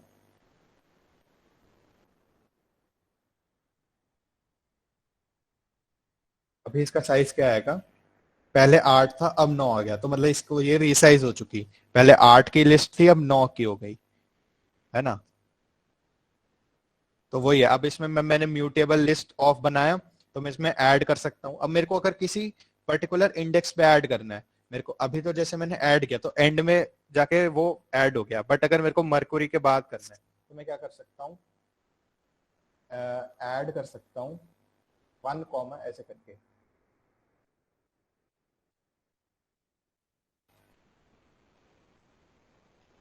तो अभी अगर मैंने क्या किया, 1 के बाद ऐड करते हैं तो मतलब मेरे हिसाब से वीनस के बाद ऐड होना चाहिए।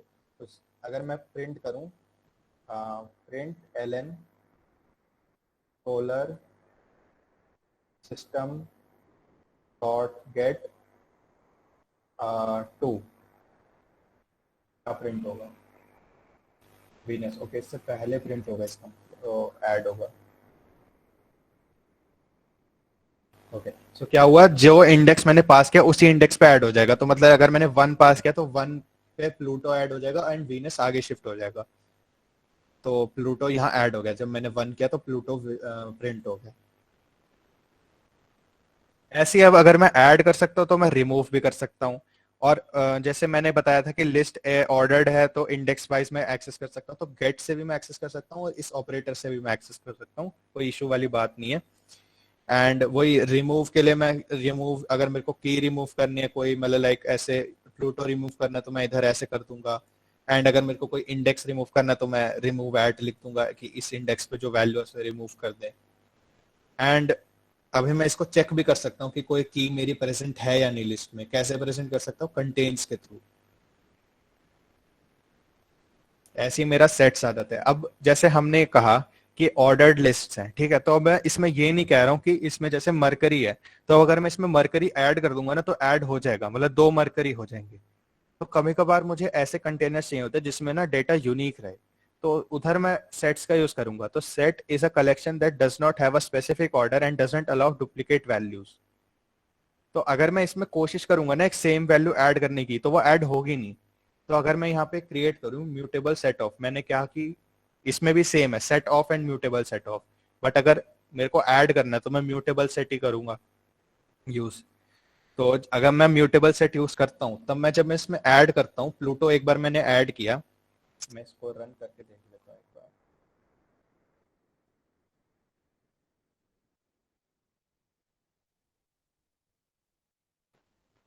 ओके, तो अभी तो 8 प्रिंट हो रहा है। जब मैंने ऐड किया प्लूटो तब 9 प्रिंट होने लग गया साइज, ठीक है, क्योंकि प्लूटो यूनिक था। बट मैं वापस से जब ऐड करूंगा और फिर साइज प्रिंट करूंगा तब भी 9 ही रहा, क्योंकि प्लूटो पहले से ही प्रेजेंट है, वो ऐड हुआ ही नहीं इसमें। और अब जब मैं रिमूव करूंगा तब मैं चेक करूंगा कि क्या solar system dot contains Pluto, तो फॉल्स आ जाएगा। मतलब एक ही प्लूटो था उसमें, उस साइज से भी हमें पता लग रहा है कि जो प्लूटो था वो ऐड नहीं हुआ। एंड मैंने जब रिमूव करके ये चेक किया कि है या नहीं, तब भी हमें पता लग रहा है कि वो प्लूटो रिमूव हो चुका। मतलब सेम वैल्यू इसमें दो एग्जिस्ट नहीं कर सकती, इसमें हमेशा यूनिक वैल्यू एग्जिस्ट करेंगी।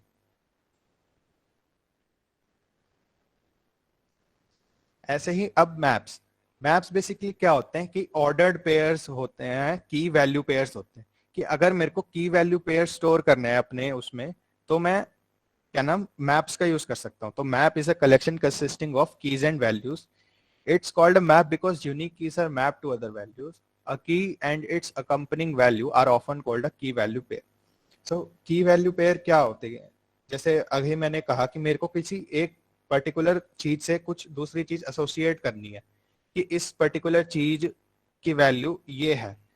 मतलब अगर मेरे को कहना है कि जुपिटर पे कितने मून है 78 है, अर्थ पे कितने मून है 1 है, नेपट्टून पे कितने मून है 14 है. तो मैं अगर मेरे को इस दोनों वैल्यू को स्टोर करना है तो मैं एक मैप्स कंटेनर का यूज कर सकता हूँ. अब इसमें भी दोनों चीजें हैं, map of and mutable map of. अगर मैं म्यूटेबल पे जाऊं तो म्यूटेबल मैप ऑफ, अब जैसे मैंने यहाँ पे देखा था एरेज में कि इसमें मैंने डेटा टाइप डिफाइन करा है, ठीक है. तो इसमें भी मेरे को दो डेटा टाइप डिफाइन करने पड़ेंगे कि की का डेटा टाइप क्या है और वैल्यू का डेटा टाइप क्या है. बट नहीं भी करूं तो भी ये अपने आप से इन्फर कर लेगा, तो उसमें कोई इशू वाली बात नहीं है. यहाँ पे जैसे हमने सेट्स में देखा था हमने नहीं कर रखा, बट अगर मैं यहाँ पे आऊं, सॉरी, अगर मैं यहाँ पे आऊं और मैं यहाँ पे लिख दूं तब भी कुछ दिक्कत नहीं होगी, तब भी ये वर्क करेगा.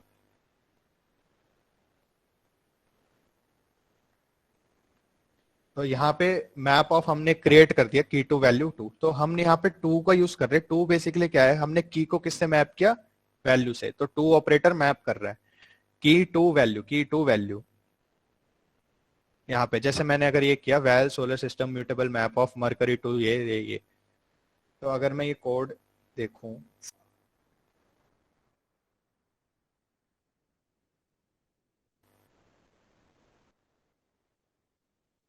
तो मैंने ये मैप क्रिएट कर दिया एक. एंड अभी मैं इसका साइज प्रिंट करूंगा तो 8 प्रिंट हो जाएगा. एंड अब मुझे इसमें ना ऐड करना है, तो मैं सिंपल क्या करूंगा कि ऐसे एक्सेस करूंगा जैसे मैंने एरे में एक्सेस करता था, मैं की से एक्सेस कर सकता हूँ मैप को. तो मैं सोलर सिस्टम ऐसे ब्रैकेट लगा के मैं की से एक्सेस करूंगा. तो अभी प्लूटो तो इसमें है नहीं, तो एक अगर नहीं है तो मतलब कोई इशू नहीं है. अगर ये चेक करेगा इसमें कि अगर नहीं है तो वो क्रिएट कर देगा, अगर है तो उसकी वैल्यू को हम एक्सेस कर सकते हैं, अगर नहीं है तो क्रिएट कर देगा. तो अगर मैं यहाँ प्लूटो इक्वल टू 5, अगर प्लूटो पहले से ही होता तो उसकी वैल्यू अपडेट कर देता. अगर अभी वो नहीं है तो ये अपने आप ऐड कर देगा. तो अभी इसकी वैल्यू 5 प्रिंट हो गई. ऐसे अगर मेरे को इसकी वैल्यू चेक करनी पड़ती इस वाले प्लेनेट की, तो यहाँ पे तो कुछ है नहीं ना, ये एडेड नहीं है, तो यहाँ नल प्रिंट हो जाएगा कि ऐड ही नहीं है. अगर मैं इसको ऐड करना होता तो मैं इसको ऐसे करके कोई वैल्यू दे देता तो ये प्रिंट कर देता. ऐसे अगर मेरे को रिमूव करना है कोई की तो मैं प्लूटो ऐसे करके मैं रिमूव कर सकता हूँ डॉट रिमूव से.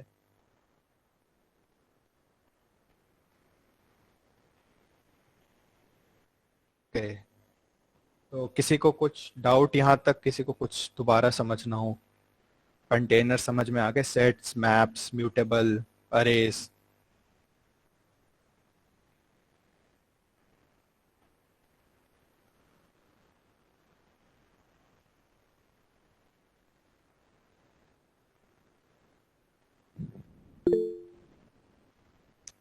ओके, पीपीटी प्रोवाइड हो जाएगी आपको और आज के जो हमारे कोड्स हैं वो भी प्रोवाइड हो जाएंगे गिटहब रेपो बना के.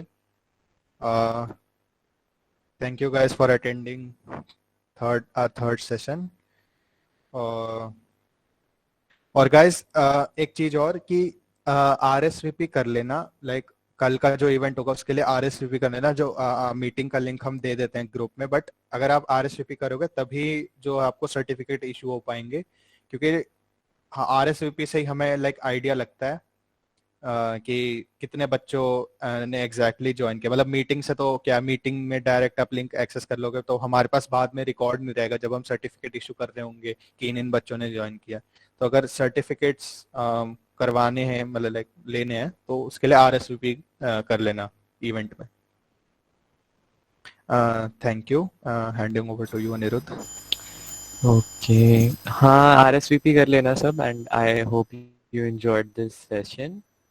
और इसके अलावा Hacktober will start soon in our college and in our GDSC. Basically 10 plus GDSCs have collabed for it and it will be a huge event as well. इसके बाद Compose and Compete का भी event होगा अक्टूबर में ही. And हाँ, take fun club है, तो fun में हम एथनिक डे शायद करेंगे, जिसके लिए अभी हमारे पास डिटेल नहीं है, but we will provide them soon as well. So, good evening everyone, and I hope you enjoyed this session. Thank you for attending and have a great day ahead. You all can leave now.